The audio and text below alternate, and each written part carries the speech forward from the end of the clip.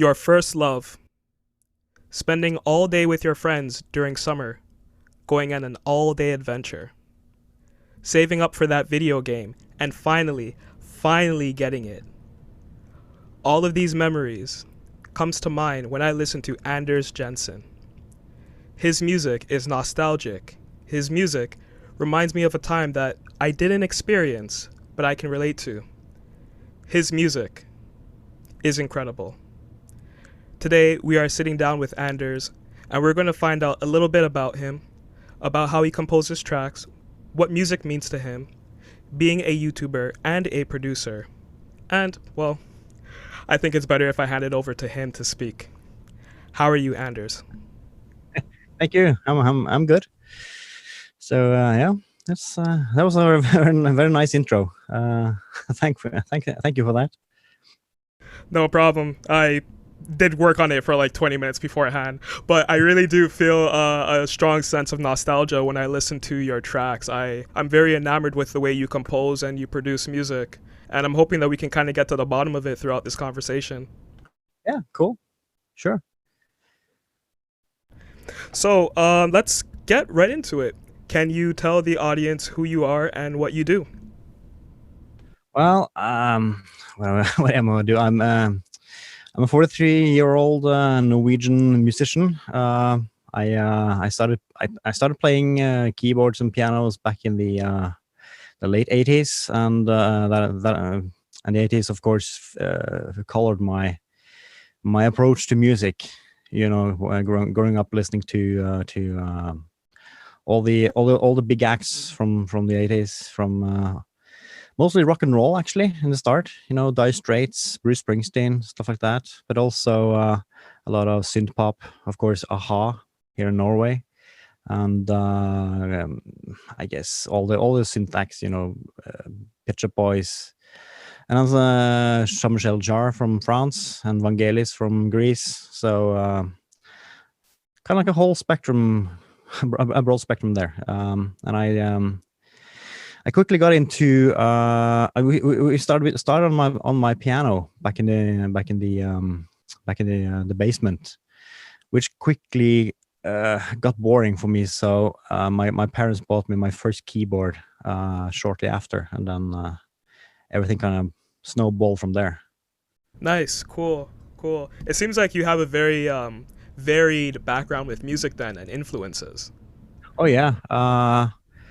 My approach has always been kind of like very hard, kind of like going 110% into it, because um, the music I want to listen to, I like harmonic stuff, things that are like colorful, um, with a good beat, you know, a defined beat, drum beat, drum bass line. It kind of has to groove a little bit, you know. And I think it also stems from the early piano recitals back in not kindergarten, but you know, preschool, or the early, or the elementary school, when you had this communal, you know, where we started learning to play piano, guitar, and stuff like that. And then you had these piano recitals where every parent had to listen through the like 25 iterations of the same short little piano piece that every kid has to play. And to me, that felt so uh, uh, it kind of lacked substance and some kind of like oomph and punch. So I always wanted to do more than that. I quickly brought in my keyboards and played more elaborate stuff than just those easy, very simplistic piano pieces, though. So so it kind of stems from that I want to do. I want to go 110% when I make music. It has to kind of like be fully present, if that makes sense. It does. You're super ambitious with your compositions, and it definitely you can kind of get that vibe when you listen to it as well. I unfortunately picked up the wrong instrument when I was younger. I did play a lot of different instruments growing up, but instead of piano recitals, I did a lot of like guitar jams. So while I still do love guitar and I still play guitar to this day, I think I love synths just as much now, but I also started playing synths and self-taught on piano much later in life. So I'm trying to play catch up to guys like you. I never got to do the recital thing, but I kind of wish that I did. Well, it's never too late to learn. So it may be a little bit slower and a little bit harder when you get older. It's probably the fact that when we were 12, everything was so much easier because that was the time when our brains were like sponges. So, and we spent like every minute doing stuff. So I divided my time between music and computers. So it's kind of like my nerdy background. So I see. I spent too much time playing games and not enough time trying to develop my musical talents. So yeah, I'm playing catch up, and it is a little hard. But like you said, it's fun. It's yeah, really fun, and you're able to go places with a synthesizer that you can't necessarily go with a piano. So yeah, but a much bigger palette, and you can go so many more directions to go than with just the piano or the or an organ or something. So yeah, that's true. so let's jump a little bit forward. You've done an assortment of different works over the years. You've done the OST for The Last Goddess, which is actually I believe that was the first video of yours that I came across, and I was like, my ears just perked up as soon as I heard it. It reminded me of a lot of the games that I played on like SNES and Sega Genesis from that era. You've done standalone original tracks. A lot of your work that I've heard on Bandcamp and on YouTube is also great. It kind of evokes that sort of sound, what I was saying from earlier. You've done remixes and covers for games from eras gone. How would you describe your sound? How did you come to start producing music in the way that you do? And what even got you to this position where you wanted to start producing? Oh, that's a good question. That's kind of hard to describe because kind of evolved. I've done a lot. I started early off with just one keyboard with the sequencer and everything in it, like the old Technics KN1000, KN2000s, which were more or less like dance, or I don't know. You guys don't have this phenomenon over there, but we have this phenomenon here in Scandinavia with kind of like, well, people go out to dance and then you have a one-man band playing, one guy playing everything. And it's kind of like a cheesy. It's got like this, when you go to on the Carib or boat cruises, there's like one piano guy. So like, but they use those keyboards. I started off with those keyboards, and albeit it's kind of like a all-in-one box. It has a very limited sound. So you can hear on my early compositions back in from 1993 and onwards, it's very much color from that era and the limited palette that we had then. And but as soon as I got a little bit more money, I could I could add gear, I could buy more, I could add sampler to get some more natural sounds, and then adding more pieces of gear as I made more money. And I think my sound developed a little bit. You try to copy the sound or the styles that are around you at the time. So in the 90s, I guess I tried to do, when we moved into the 2000s, everything became a little bit more EDM. Everything had to be like four on the floor, kick drums, and trance sounds and stuff like that. But I never kind of like fully grasped the soundscapes that was present at the time, because I felt stuck with a little bit more of the 80s. I always liked the happy synth pop vibes from the 80s, more or less. But it's also been infused by the what I like to call the LA fusion and West Coast sound of the California, all the jazz rock bands, Spyro Gyra, Rippingtons, Al Jarreau, Steps Ahead, stuff like that. Mesoforte from Iceland, with the garden party sound.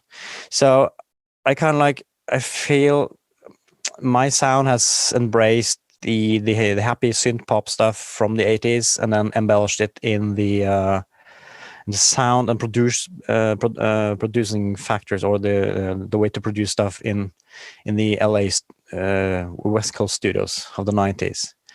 And it kind of, I think it started to define itself very much when I started to work with the 8-bit guy in 2016, when I sent him a few of my songs because he was in need of background music to be used on his videos without being without having copyright strikes, right?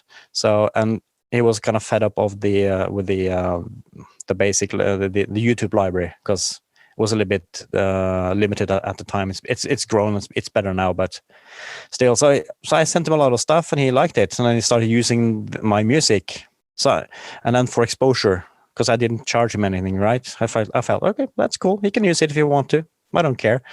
It was it's kind of cool, and then that kind of like snowballed, and because he had a lot of subscribers at the time, of like 600,000 at that point, which was quite a substantial amount of viewers, and of course that got me some traction, and then I just found out, okay, mix a little bit of this, a little bit of that, and then I just started making more music in that genre, and then here we are, I guess. Nice. That's quite the interesting origin story. Yeah. And it's also the everybody's you're kind of taught, or the whole notion in the music scene is that you don't work for exposure, and I fully agree to that, because when you're a band out playing, before the pandemic, of course you pay a band what they're supposed to be paid for, because they have 30 years of experience, they have all the gear, and they're doing they're working like 8 hours when everybody's partying. So of course, and people should pay for music, because it's a craft, it's an art that's been developed over many years. But at the same time, I think people shouldn't be too discouraged or too afraid to do exposure if you have the right opportunity like that. Because I could just send my music all around the internet, and I kind of do that. I let people use my music as long as they credit my music, and then preferably also add links in the description. But my music can be used on YouTube if they want to. Just credit. And if you do that, you can actually get a little bit more traction. Maybe you can get heard. At least when you do what we do, then, and we're not big superstars. We're not Billie Eilish, or the big listings on Spotify, but still there's something to be had there. So yeah.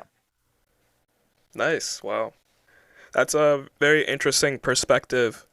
I've heard other musicians say parallels to what you said, but the way you broke it down, it does make sense.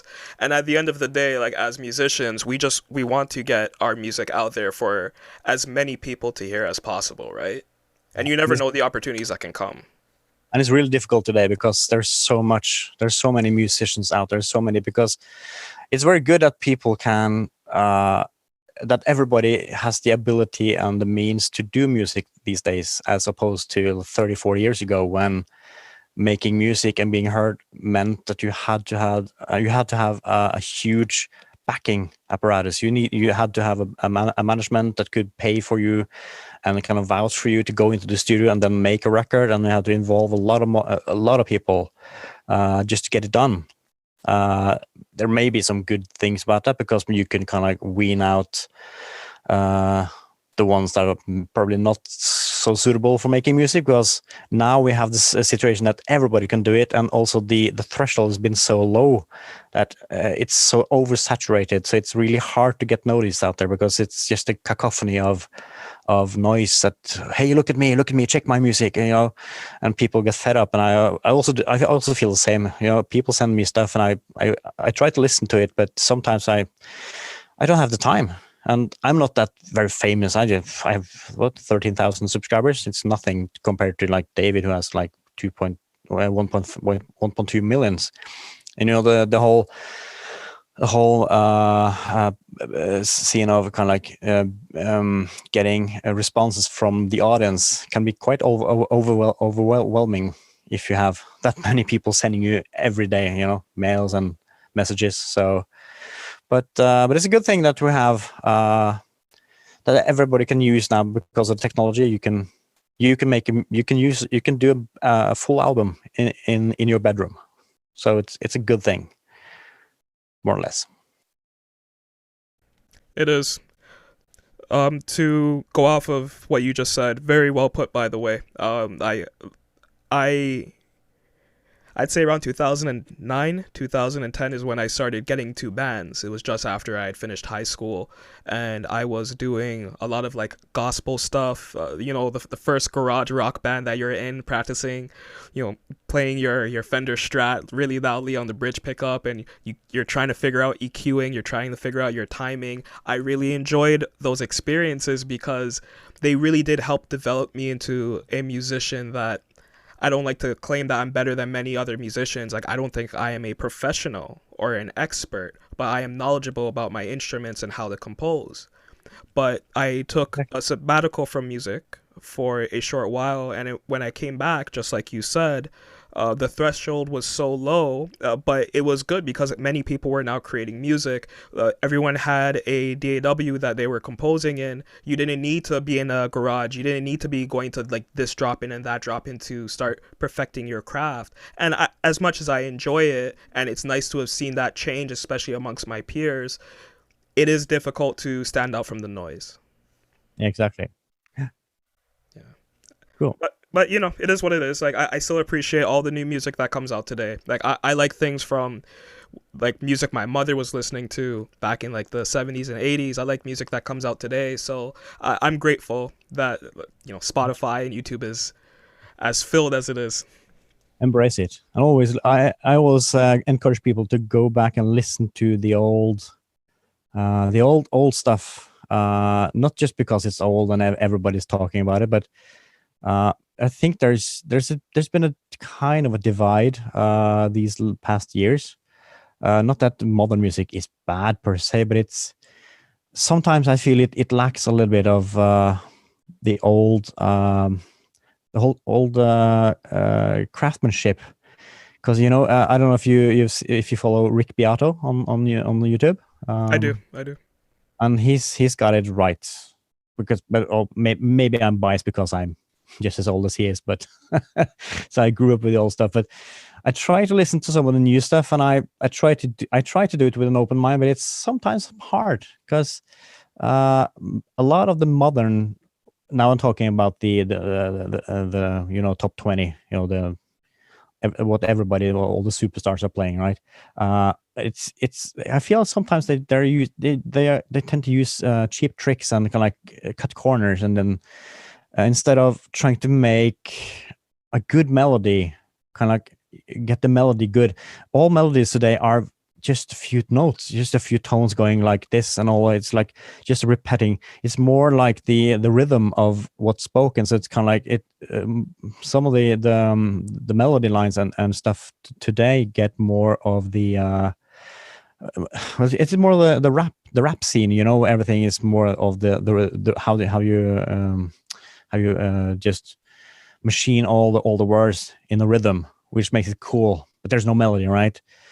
So music today has been a little bit more maybe bland. I don't know if I'm harsh if I say that, but because I always bring out musicals. Musicals can be cheesy, but there's one musical in my lifetime that's been kind of like a huge iconic thing, and that's Chess from ABBA.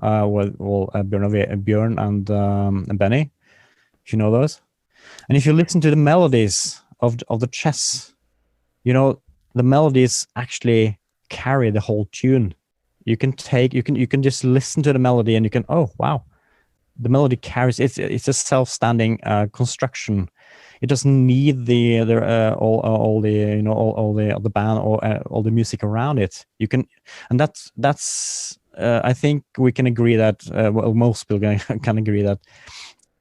If the melody is really good, then it carries the tune. instead Yes. of having the accompaniment carry the vocal. Because, and I'm not saying that some of our songs aren't that exceptional as well, because I've listened to some of our songs that we do with my vocalist and stuff, and it's, well, sometimes we also fall for the going for the very easy lines of doing stuff. And if you take the melody out and just listen to it, that's okay. Well, it's a little bit weak, but try listen to chess, listen to the melodies. Just having a listen, just sit down and listen to it, and you can feel that, wow, these melodies, and these are quite advanced melodies as well. They are a little bit more operatic, but still. But it's also like a really good pop opera from the 80s, which is kind of like my. So it ticks all the boxes in my on my paper though. I just pulled it up on my iPad. It's the guy from ABBA, right?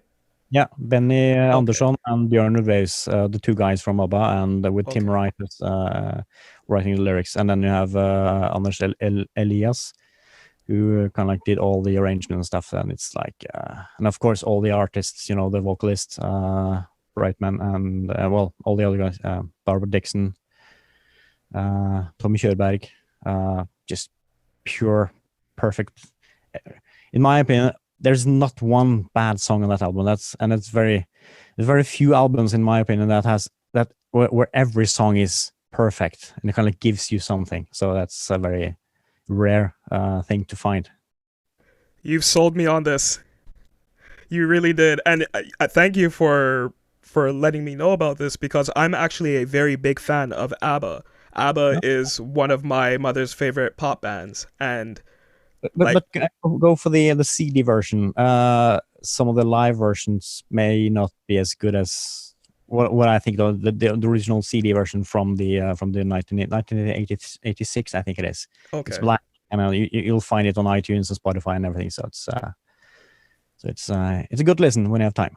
Awesome, cool. I'm probably going to listen to it later on. Like, I'm surprised. Like, I don't claim to be the biggest fan of ABBA, but I've been listening to their music for so long. If I get stuck in a rut with songwriting, I just throw on their like ABBA Gold or their greatest hits, and then it all comes to me. It may be a little bit disco, but just listen to how they use harmonies and how they use phrasings, and all the chord changes, how they place all the vocals and stuff like that. It's just it's a good study. At least the last well 3, 4, 5 albums perhaps. The first ones were made in the 70s, early 70s, so it's a little bit 70s vibe, and it's got a little bit more disco to it, but still good. So yeah. Cool, cool, great. Looking forward to that. I'll follow up with you and let you know about my experience listening to it. Yeah. Which were your first few synthesizers? Sure. First few. Well, if you define synthesizer as a synthesizer, or do you want to go keyboard? Because I kind of like divide it into a keyboard is one with the rhythm accompaniment, and it'll more like they're kind of like into the child and children range, so to speak. Well, I still use my old Yamaha PSs from the 80s, so why Yeah. not? Why not go with that as well? Well, if it's my first one was the Technics K200. It's an very old. It's an old. You can hear that it's really based off the old organ range that came in the late 70s, early 80s. That was before the mainstream of the home synthesizer. So it has 8 rhythms, 8 poly sounds, and then 6 solo sounds. You can probably find it if you just search for it online. And I still have I don't have the exact one, but I bought it back like 20 years ago. I got this in 1989, actually. It was then 7 or 8 years old at the time. It came out in 1981. It was kind of obsolete at the time, so I didn't use it for long. Then I went on to the what would be equivalent to the Casio. It's called Hohner here in Europe. It's Yeah. from Germany, so it's like it's the same content or same in size as a Casio keyboard, but it's labeled Hohner from Germany. So if you go to 8-bit keys, there is a video on it, so you can see when I did that. That's like one of the later keyboard videos he did. So that's the two first ones, and then I stayed on Technics range for a while. Technics KN 1000 and then KN 2000 in the 1990 and 1995, I think it was, or 1994 actually. And then I went to Roland and then build on that. Okay. Do you mind telling us about the Rolands that you started off with? I'm a big Roland fan. I guess I kind of kept some of my Roland gear on hand. That's good. That's a good DA50 clone. Well, my first Roland was the Roland XP50, so that's the workstation. Because at the time I didn't have as a PC, I didn't use DAW, so it was all hardware sequence on the keyboards themselves. So it was the XP50, which is based on the JV 1080 module, which has been like a big workhorse for many studios since the mid 90s ish. So and I still have the big brother of that one, the XP80 right now. It's in the back of my studio. There's a good one. That's like, you got everything. You got a 16 track sequencer. You got a good sound module. A lot of parts. You can have 16 parts at the same time. It's like everything in once. So it competed with the Korg range. I think the Triton or the Trinity came out in the same era. That one was a little bit better. It had a little more features. And then you have Yamaha's. I think the Motif range started coming out in that era as well. So it was like those three keyboards or workstation synthesizers competed. So it's a good thing. Very nice. I wish I could have gone through that era of synthesizers because there's so many tracks that I love and so many musicians and producers that I appreciate today that they talk about their first synths and it was during that era.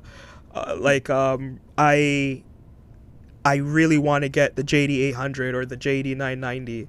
I used to play my bandmates, the same bandmate from the garage, at every single practice, and that's one of the synths that got me interested in synthesizers. I do use a lot of like in the box synths now, and even like because I'm kind of short on space, I'll use like smaller synths like the Microkorg or the Minilog XD just to like have something there. But I want to go back to that older sound, that older Roland and that older Korg sound, some of the FM synths from Yamaha, because they really do inspire you differently than just pulling up a soft synth. Yeah, exactly. So there's so many to choose from. Depends on your workflow. I'm moving more and more over to rack units because I'm running out of space. So getting physical keyboards is it's actually limited.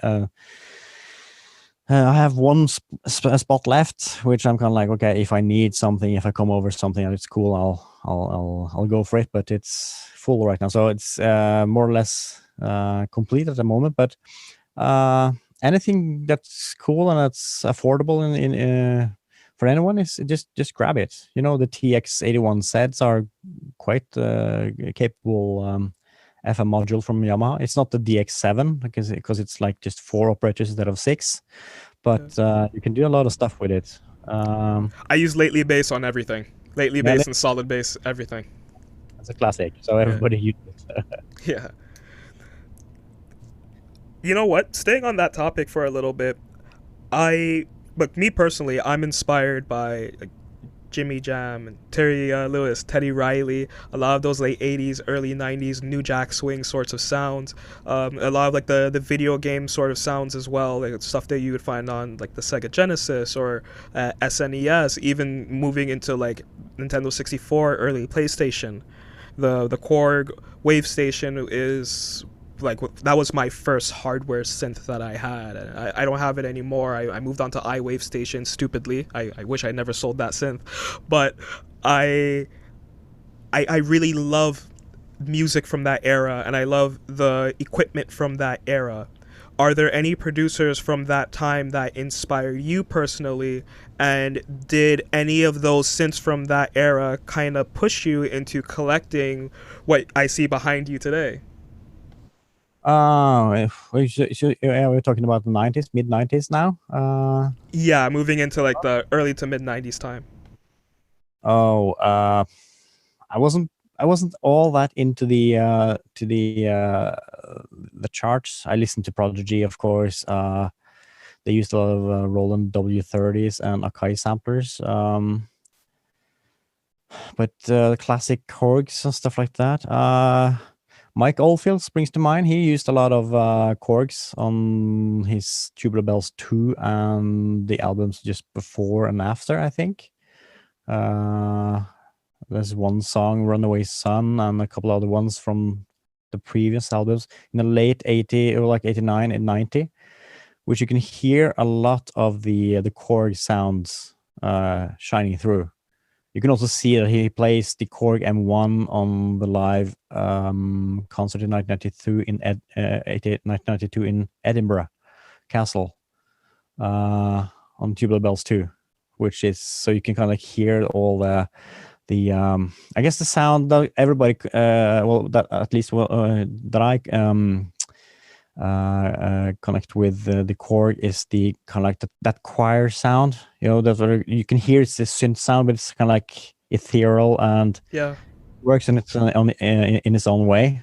So yeah, Mike Oldfield is probably one of my biggest inspirations from that time. I have good memories from 1992, spring of 1992, listening to Tubular Bells 2, playing a lot of Commander Keen, Crystal Caves, all those Apogee games, Monkey Island 2, Wolfenstein 3D, all that stuff. And that was my, I think it was my second to last year in junior high. It's kind of like the same school system for you. So it was a good time. Spring was there, so it's good memories. Nice. Really cool. What would you say is your workflow when you're composing?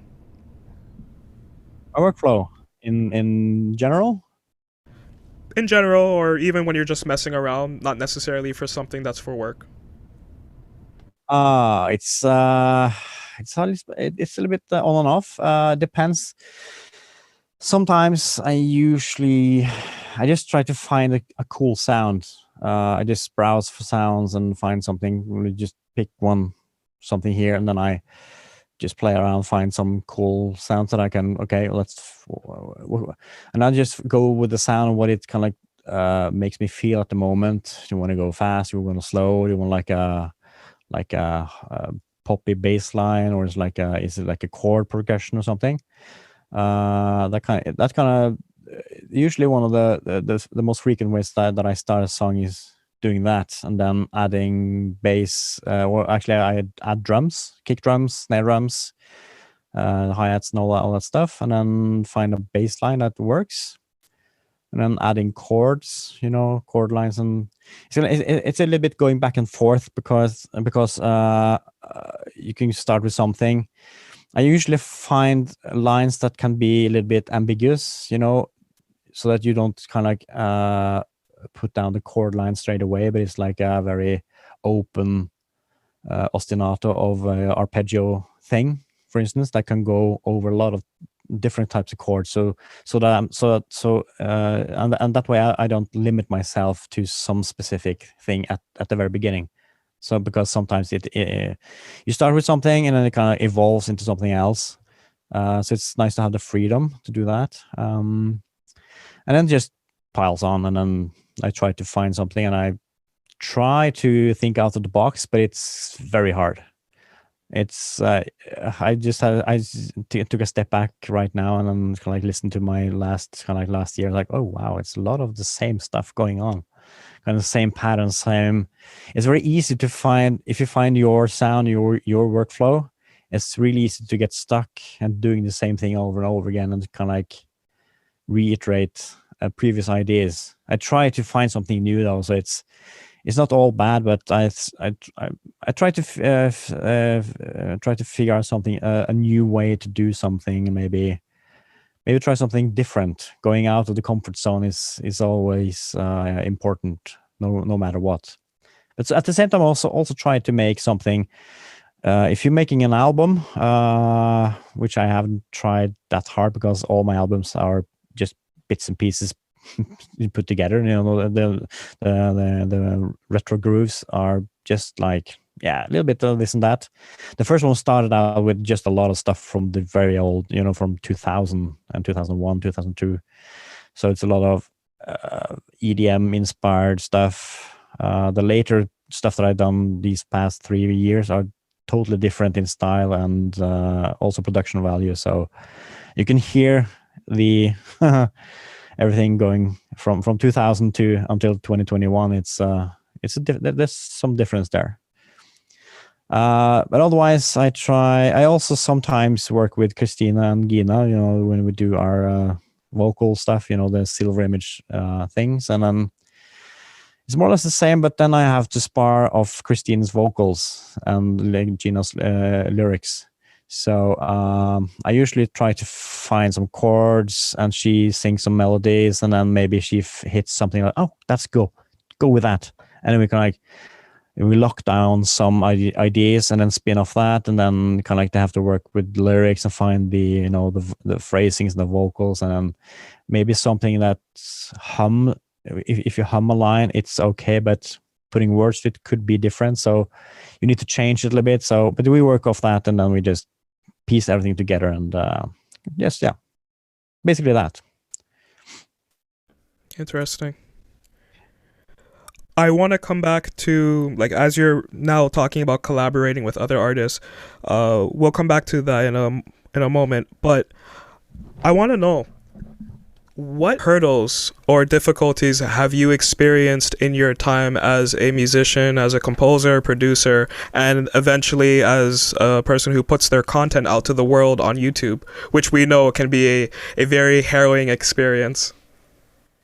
Oh, hurdles. Well, like that's kind of a big question. Well, many things. It's everything from getting time to do stuff, which I find is, as you get older, you may not have the stamina to go as long and hard as you used to do when you were younger. You could stay up longer and then like sit for 8 or 12 hours straight, which is not something I would condone, because take breaks. When you start to hear kind of like you feel the fatigue coming, take a break, go out, get some fresh air. Tip number 1. But I'd say the biggest hurdle for me right now is actually the smartphone and the social media that we have. It's so distracting. Because I just leave my phone on the side, and it's like always there, kind of like always poking me, and like I have to check. Oh, okay, I know. And then it just distracts me from doing stuff. Even if I put it all the way in a different room, it's like, oh, it's always in the back of my mind. Oh, okay, I need to check if someone's calling me, or so I feel social media is a good thing, but it's also a bad thing for me. I try to work with it, but it's a bit hard to overcome. But and then the other thing is that I have this great studio right now, which is kind of like something I wanted for a long time, because I used to live in a really small apartment. It was 34 square meters, just a very tiny thing, you know. I know. Like, oh, I was dreaming of getting a big space where I can put everything out, and I can move around, and I can access everything from where I sit, and I can go behind stuff, which I can do now. But then I want to quote Jean-Michel Jarre, because he always said that, and he's got this huge monstrous synth setup from since the late 70s. But he said something I was kind of like always kind of like in churning in the back of my mind, and that's, if you have too much stuff, you kind of like you're gonna narrow your field of focus, you're gonna narrow your creativity because you have so much possibilities. It's much better to actually start with a small frame and then work within those limits and then kind of be creative inside a small frame of space, which is kind of true. And I do feel a little bit of like, oh, it's a bit overwhelming. I have like 100 modules and synthesizers and stuff, or something like that, and then it's, where to start? Where should I go now? When am I utilizing all of this gear to the max? Of course, I'm not, because I pick a sound here, pick a sound there, and like they can do so much more. So I guess it's only just my own whipping myself. Like I feel that I should do this and that, and it's being a little bit of a clamp that I try to mentally unblock. It's not easy, but it works sometimes. So that's another hurdle. That's kind of, well, for those who don't have a huge studio setup, you shouldn't yearn for like every synth in the world. It can be a bad thing as well. So just find something that makes that you like, that you can use and you can be good at using. You can use every facet of that synth, and then get another one once you do that, and you can like build up a little like a little ecosystem that you can work with. That's kind of like the big gist, or the big tip that I have for everyone who considers getting a lot of stuff though. And then there's other stuff. I don't know if getting music out online. It's I used to be everybody. I think everybody has their like, this what do you say? Don't want to play your stuff because you're a little bit shy. You don't dare to play stuff for other people. That changed as when I got older and got more confident. But just work with the stuff you have, and just get good at it. Start somewhere. Everybody started somewhere. Even the big ones, they were sucked at in the beginning. They played the cheesy kid things, that we did on the piano recitals, and they got better. Just hone your skill and work with it. Talk to people, ask questions. Maybe someone can listen to it. Use Facebook, use social media for what it's worth. Getting feedback, I guess that's and then just ignore people if you feel that it's going to be. If you're afraid of getting bad reviews, well, who you're making music for? Are you making music for people out there, or are you making music for yourself? So I always struggle with the same thing. I always think, will people like this? Is this good enough? But in the end, I was like, I may have to make music for me. I have to make the music that makes me tick and make me like, oh wow, this is good. I like this. I can stand for this. I can stand behind this and say that I made this. If you do that, I think it will shine through. So that's the last hurdle that I kind of overcome more over the years, and I think I got better at it. I know what I can produce. I know what I can deliver, and I know my standards, and I can do this, and that's good. It's okay, and maybe more. Very well put. Thank you for sharing that. You're welcome. That's inspiring to me too. Like I'm a producer who, like I go through those cycles where I think I need to have this sort of guitar for this sound. I need to get this synth, or I have to download this plugin in order to finish a song. But really, it's just about, like, I'm finding excuses as to why I'm not being creative instead of just using what's in front of me and practicing and figuring it out. I'm always looking for the shortcut, and I do realize it, but it's also something that I notice with my peers as well. They kind of get caught up in the consumerism of music, all the nice synths. Like I love your setup, but I can also see that you put to use your setup. Your music's it speaks volumes for what you do, and obviously what you have. Even with your videos, I do want to come to that in a little bit. You really do go through, and you really you get the full use of a synthesizer, which is how it's supposed to be. A synthesizer is like it's an open canvas. You can do so much with it, and I feel like a lot of people kind of miss that point. They want to have 12 different canvases and all these different Yeah. ways to paint, but Yeah. Because that brings me back to Rick Beato and why do we choose the sounds and the palettes and the instruments that we use? Um, they are ultimately just a means to get the melody out there. The melodies should be the focus of any song at all, unless you make, of course, drone music and there's pads. But if you make like more pop music, something with a more tangible structure, with with an intro, we have a verse, you have a pre-chorus or bridge, and then you have a chorus and etc. And you do counterpoints and stuff. Kind of like, where does the melody go? And I'm not good at doing that per se, because I always make the backing first. I rarely do the melody. The melody actually comes last, in my opinion. And sometimes I hit the big one, and sometimes I miss a little bit. It happens. But if you, but I think I kind of got good at making good backings, because I always liked the instrumental stuff if I could listen to instrumental versions of other music. I always do that, because I feel some of what happens in the background is kind of just as cool as the lead melody, because there's so much cool stuff.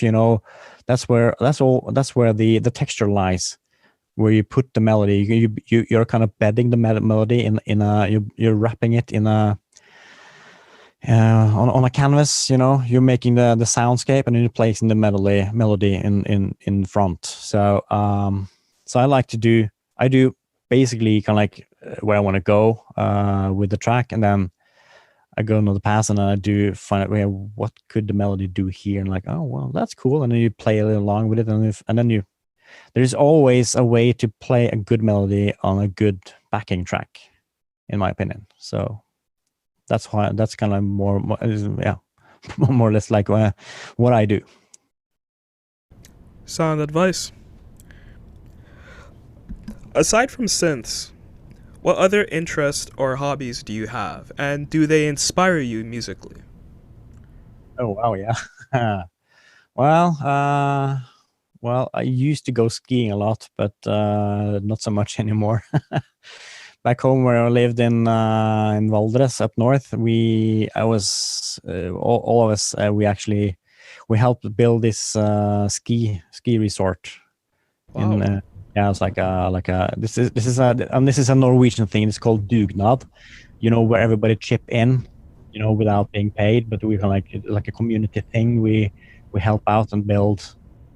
So we built this the ski slopes and everything, and we got paid in like a free pass for the first year, so we can go skiing and stuff. So That's so cool. yeah, slalom and stuff like that. So I did that a little bit, but now I'm 43, 44 soon, so it's you know I, I don't go that much anymore, and you get a little bit more afraid of breaking a leg or something. So plus it's a long drive up north to do it, so it's more I go for walks. I have the dogs that I used to usually babysit, the border terriers, and so it's dog babysitting, walking, and walking outside. I need to be outside because I grew up in a rural place, so I don't like living in the city anymore. I need to have space and forest and quiet, and the sound of the forest and birds chirping, as opposed to the noise of the city streets. It was fun when I was like 20 years ago, when I was young and living in the downtown areas. That was cool. But now it's as you get older, you kind of want more peace and quiet. So yeah. So well, then other interests. I did a little bit of drawing and painting, but I'm not good at it. So it's music, making videos, doing that, and then of course my job which is AV technician at a company or a rental company. So it's technical stuff. So I guess that's it, more or less. Cool. Sounds like an interesting life. I've always wanted to go skiing, and I've always wanted to have a dog. So maybe if I introduce those few things into my life, my compositions will be more inspired. You never know. Remember, a dog is that's a 15-year commitment, so it'll take a little time. So yeah. I spend a lot of time during the day on Instagram scrolling, looking at dog videos, and I assume like all of the cuteness of having a puppy and seeing like the crazy things your dog does. Like I assume it's an everyday thing like that, but I never see videos of people complaining about like their dogs being barking nonstop or the dog went outside and he didn't need to go outside for any reason. So why did he take me outside? Pooping inside and then puppy training, stuff like that, and then training all this stuff. And the dogs need to be challenged mentally like us, otherwise they'll just go crazy. So it depends on it also depends on the breed. You can get a couch dog if you want to, that doesn't need that much physical or mental stimulants, but it's okay to get out. And the dogs that I babysit are basically quite active dogs, so you need to get out and walk, go for long walks or run in the forest. So it's a good thing though. So, and it's good companionship. So it helps. Nice, nice. Let's go back to collaborations. Sure. You've collaborated with other producers and YouTubers. The 8-Bit Guy, as you mentioned earlier, Espen Craft, who is another YouTuber who I really appreciate his content and his music. What can you tell us about that? Like, how did you end up collaborating with Espen? You told us a little bit about 8-Bit, but like, how did you even get on YouTube, and what kind of like pushed you and inspired you to make your channel what it is today? Well, good question. It all started back in 2016. I had my channel from 2007. That's when YouTube started, I think, wasn't it? Or was it later? I think around 2006. Yeah, around there. Yeah, around there. So I had my channel, which was just a strange nickname at the time, and I had some strange uploads, as like most people had back then. It was all low res and really shitty. But and I did some. I put up all my dog videos from 2013, because that's when I started babysitting those dogs.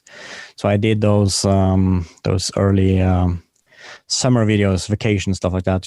Making the music and then shooting with the GoPro and putting it all together.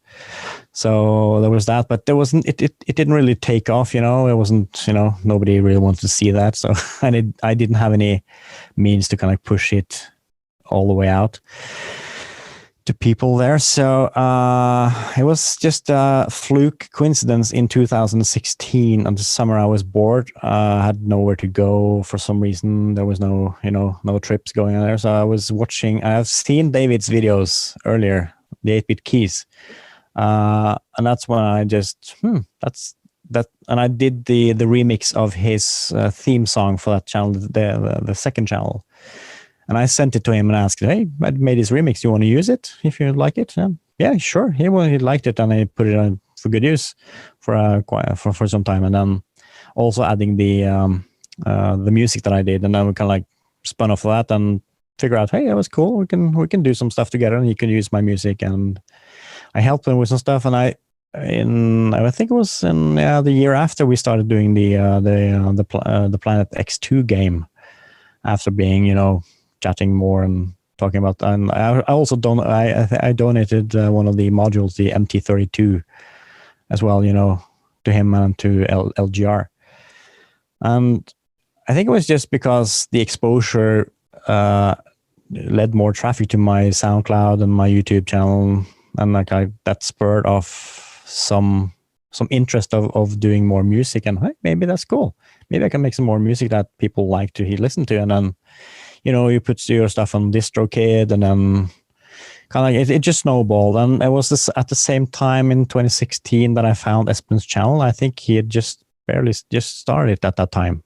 I thought at the time he had been there for a long time as well. And I was like, And I just commented on some stuff, and we got, started talking a little bit on some private messaging on Facebook, and then then it just went from there. And the same thing with Techmoan and LGR. That was mostly because I sent him some modules to the States, and I sent Techmoan some of the cassettes and the vinyls, and maybe a little bit of it was exposure. Hey, look at this, and it worked. But it was also just to give those guys here. There's some music here if you want to use those tapes and those vinyls, to showcase cassette decks and recorders and stuff like that without getting copyright strikes. You can do it. So it was like a win-win situation, and I just you kind of like it grew into kind of like different friendships, just out of just because I was a little bit bored that summer in 2016. Go figure. Wow. Yeah, you never know where life can lead you, right? Especially with all the social media interaction that we have nowadays. Exactly. Wow. That's interesting. So, I really only have one more question for you. Sure. And it's any advice for new YouTubers like me, or even new producers who want to take their craft to the next level, or people who are into synthesizers and they don't know where to start. I really appreciate what you do, and you sharing your story over the last hour. It's really opened my eyes up to your journey. What can you share with us? Oh wow, that's a big question. It could be a lot. It's hard to tell. I think I was lucky because I just found David's channel, so I kind of spun off of that. That was like a big wave that I could surf, and not everybody can do that, of course. It's just like one single fluke, I guess. But I think it's the same cliche as everybody else. Hard work, just do your thing. Be good at it. Do what you do best, and try to just be better. I sucked big time back in 1993. All the stuff that I made back then is. I posted some of it on my Patreon's Patreon site. You can go back and listen to all the stuff that I made back in 1990 actually, and up till 1995 when it's kind of started to be a little bit better. But it's cringy. And it's got to be. You have to be. Just allow yourself to be cringy. Just do your thing, step by step, laying brick by brick. There is no shortcut in getting good. And just look at history. Just look at all the guys. Look at all the big bands from the 80s and 90s and the 2000s. Even today, there are so many big bands out there who. They started out with, doing like the community college, the band practice, in the basements.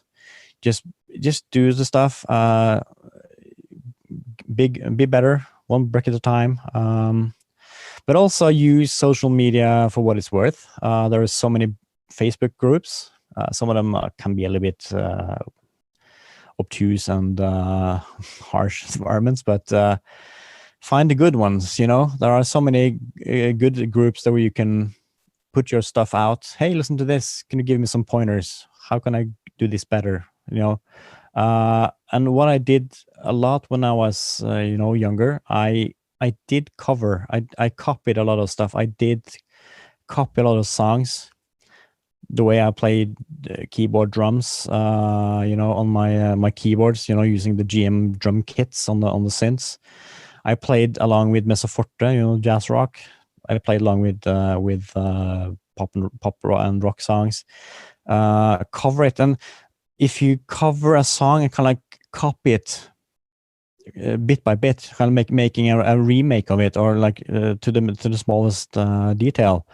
If you do that, you probably can't release it because of copyright and stuff. But you learn so much from doing those things, listening to. Okay, do they play like this here?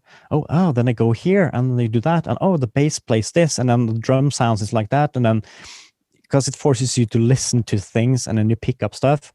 and then because and then you kind of like, you can find similarities, you can find common ground that people did back then, back in the 70s and 80s and 90s, and you can use those skills in your production, and then you can be better at that. So it's not a waste of time doing covers, copying, and mimicking other people's, other good songs that you like.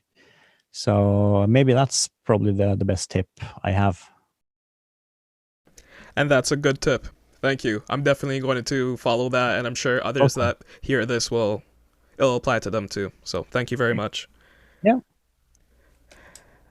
Anders, this was a great interview. It was so nice to talk to you and to hear what it takes Nice. to really develop your craft, as I've said before, and just to learn how to work with others and learn how to just be a better musician and be a better artist and to appreciate the tools that you have. That's yeah.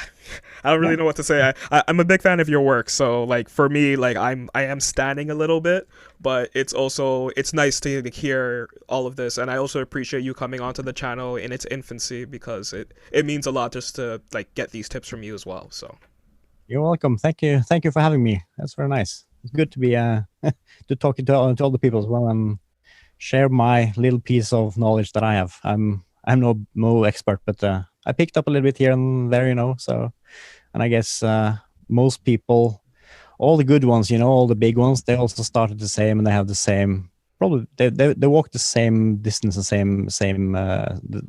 same track that all of us are walking. So same road. So yeah, just keep at it, and we'll get there. will do. Thank you. This was Anders Jensen, and this is Kero Riri Paddle. Thank you guys. Have a great day.